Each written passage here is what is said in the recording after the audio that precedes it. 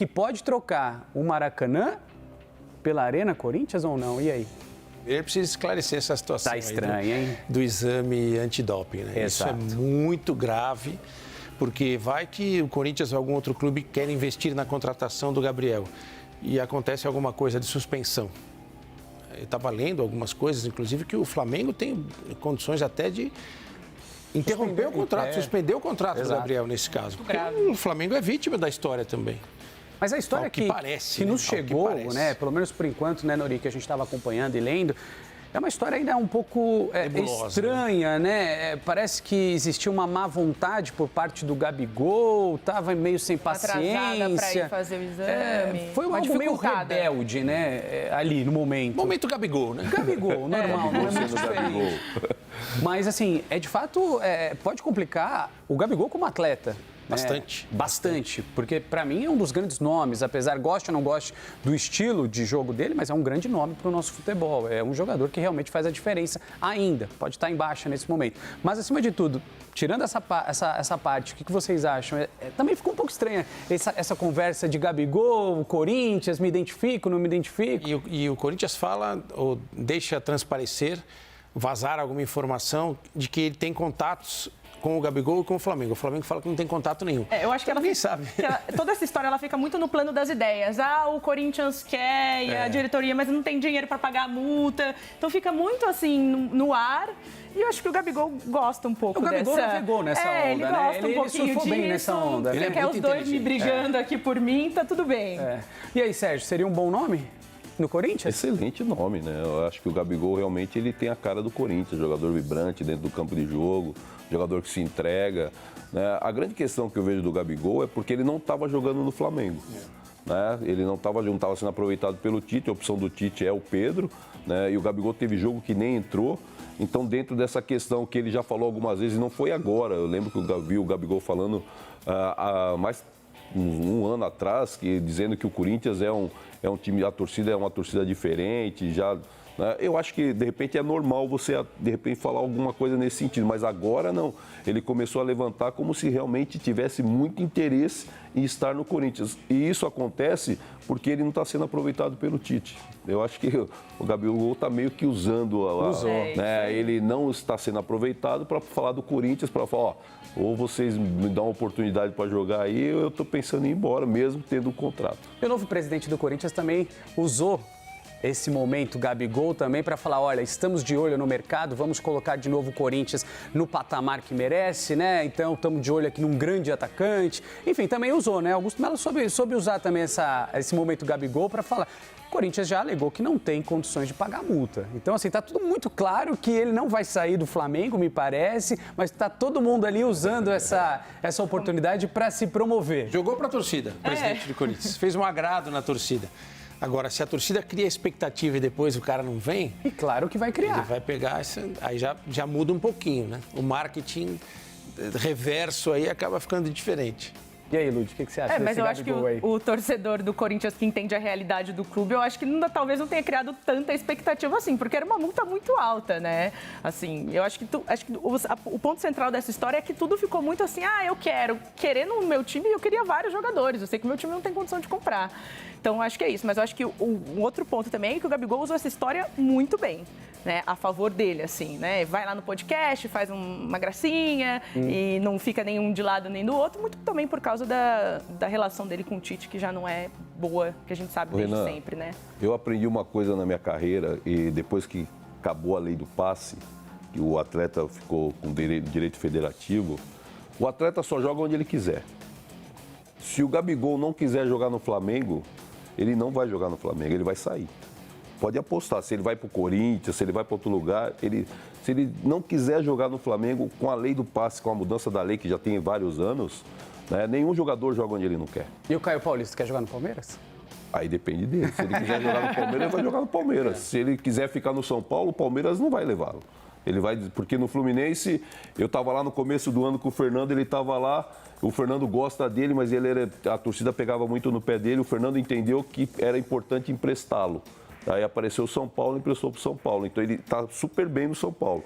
Agora, se ele quiser ir para o Palmeiras, ele vai para o Palmeiras. Agora, se ele quiser ficar no São Paulo, não adianta o Palmeiras botar um caminhão de dinheiro lá, que o jogador não vai. Hoje a lei do passe permite, o direito federativo permite que o jogador escolha onde ele quer jogar. Ah, mas os números, as multas... Gente, esquece. Internamente é resolvido e o cara vai para onde ele quer. E Nori, o Gabigol, obviamente, é um grande nome do futebol. O presidente do clube jogou com esse cenário todo, mas antes de você pensar num atacante tão caro que é o Gabigol, você não tem de pensar no elenco como um todo, reforçar outros setores importantes. O Corinthians perdeu Renato Augusto, o Corinthians liberou o Gil, Juliano, que foi pro Santos. Não perdeu, né? Não quis ficar não quis ficar, eles, digamos assim. Assim, entre tantos outros jogadores, eu acho que o Corinthians tem outras prioridades, né, além de um Gabigol, ou primeiro você tem que resolver outros setores. Talvez essa estratégia seja o seguinte: enquanto todo mundo fala do Gabigol, eu estou fazendo outras coisas. Eu estou disfarçadamente contratando um aqui. E, de repente, fica no ar essa história do Gabriel. O Gabriel é um tipo diferente de contratação. Se, eventualmente, o Corinthians anuncia o Gabriel, faz uma apresentação no estádio do Corinthians e lota o estádio do Corinthians para apresentação. E vai ganhar dinheiro em cima do Gabriel. Não vou comparar, porque seria uma heresia da minha parte comparar esses jogadores. Eu estou falando da situação, do que gera, do impacto econômico, tudo. Vocês lembram o que aconteceu com o Corinthians quando o Ronaldo Fenômeno veio para o Corinthians? O Ronaldo é 1 milhão de vezes melhor. 1 milhão não, 100 milhões de vezes melhor que o Gabriel. Não dá para comparar. O Ronaldo é um dos maiores jogadores da história do futebol. Mas aquilo mexeu com o Corinthians, inclusive financeiramente. Dentro da realidade, dentro do tamanho que o Gabriel tem no futebol, ele tem um impacto legal. Eu acho que não é errado o Corinthians pensar no que ele está pensando e continuar contratando os jogadores que precisa contratar. O Gabriel é o assunto. O Gabriel, contratado pelo Corinthians ou por qualquer outro grande time, tem transmissão ao vivo na televisão da apresentação dele. São coisas que o Corinthians tem que mexer, porque o Corinthians precisa dar essa chacoalhada. Pode ser que não venha, que não aconteça nada. E aí ele vai montando um time dentro da realidade. Mas descartar a possibilidade de trazer um grande jogador dessa forma, como ele trouxe, eu acho que não pode. Basta ver o que o Grêmio conseguiu com o Suárez. O efeito Suárez, né? O efeito que o Suárez teve no Grêmio. Venda de camisa, valorização do espaço publicitário, a relação que ele construiu e os resultados esportivos também. O Grêmio não foi campeão brasileiro, mas conquistou títulos e conquistou uma vaga para a Libertadores. A verdade, depois desse ano que o Corinthians passou, né, Nori? É importante, de repente, o Corinthians conseguir trazer um Gabigol mesmo. Sim, né? Um jogador com esse peso, o torcedor ficou muito magoado esse ano. Então, você traz um atleta com esse peso todo, aí você monta toda a sua estrutura com a cereja do bolo, o torcedor vai... A torcida do Corinthians já vai no estádio, né? A torcida do Corinthians vai vender camisa, vai continuar acompanhando o time com mais intensidade ainda e dar um alento para o torcedor de um ano de 24 melhor do que foi 23. Porque a gente não pode esquecer que o ano de 2023 do Corinthians, passado o Campeonato Brasileiro, foi um ano muito complicado. Ruim, foi péssimo. Ruim, péssimo. Até as últimas rodadas do Brasileiro, o Corinthians ainda perigava como um dos times que poderia cair. Então a gente não pode esquecer isso também, né? Tudo bem, nova gestão, temos um novo ano a começar, temos aqui algumas possibilidades de novos jogadores, mas o Corinthians ele precisa entender o futebol de uma maneira rápida e urgente, como contratações e a grandeza do Corinthians. O Augusto Melo vai ter muito trabalho, né? O Corinthians precisa se reconstruir, na verdade, agora para 24, né? E a gente sabe toda a dificuldade que tem, a que a gente escuta, claro, mas o presidente, pensando no Gabigol, pensando no 24 melhor, o torcedor precisa ter esse... O torcedor merece esse carinho. E até o momento que a gente viu de movimentação por parte do Corinthians foi apenas uma contratação. Ranieri, meia do Cuiabá. A gente não tem o Corinthians ainda anunciando novos reforços, certo? Sim, e o tempo urge nesse caso, né? Dia 17 tem jogo, 17 de janeiro, 15, 17 de janeiro ali, Campeonato Paulista. E o torcedor do Corinthians acorda todo dia esperando, né? E aí, vou ligar na CNN para saber se o Corinthians contratou alguém. E não contratou, fica só nessa expectativa tal. Os outros rivais estão se mexendo, né? O Palmeiras já contratou. O Santos, eu acho que fez uma contratação inteligente, legal do Juliano, que não foi bem no Corinthians, mas é um jogador de bom nível, um jogador sério, comprometido. Já anunciou que vai jogar pelo Santos na próxima temporada. E o torcedor do Corinthians continua ligando na CNN para saber se contratou alguém. Pois é, tem que ligar. Aliás, a gente tem uma uma aspa aqui para mostrar para o pessoal que está acompanhando a gente no Domingol, do Rubens Gomes, Rubão, diretor do Corinthians. Portanto, a fala dele é a seguinte, olha aí. Rubens Gomes, diretor do Corinthians, o CityFoot nos dá tudo do jogador que queremos. Sentamos com o Mano Menezes, analisamos o que ele quer e estamos trabalhando dessa forma. Acabou a farra de Palmeiras e Flamengo. Vamos brigar de igual para igual. E aí, jogou para a torcida mais uma vez, né? De novo, por enquanto é o que a nova administração do Corinthians está fazendo. Jogar para a torcida. Com esse time que o Corinthians tem hoje, não dá para brigar de igual para igual com o Flamengo e com o Palmeiras, nem com o São Paulo. O São Paulo consegue encarar o Palmeiras e o Flamengo. O Atlético consegue. O Corinthians, com esse time, por enquanto, não consegue. Você me parece mais aqueles zagueiros, Sérgio, conhece? Sabe aquele zagueiro meio durão, assim, que você dá aquela bomba pra fora?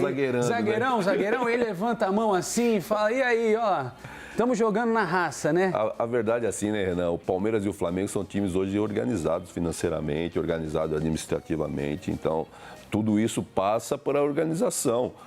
Está chegando um novo presidente do Corinthians, ele vai ter que organizar tudo no Corinthians e, ao mesmo tempo que está organizando, vai ter que montar um time.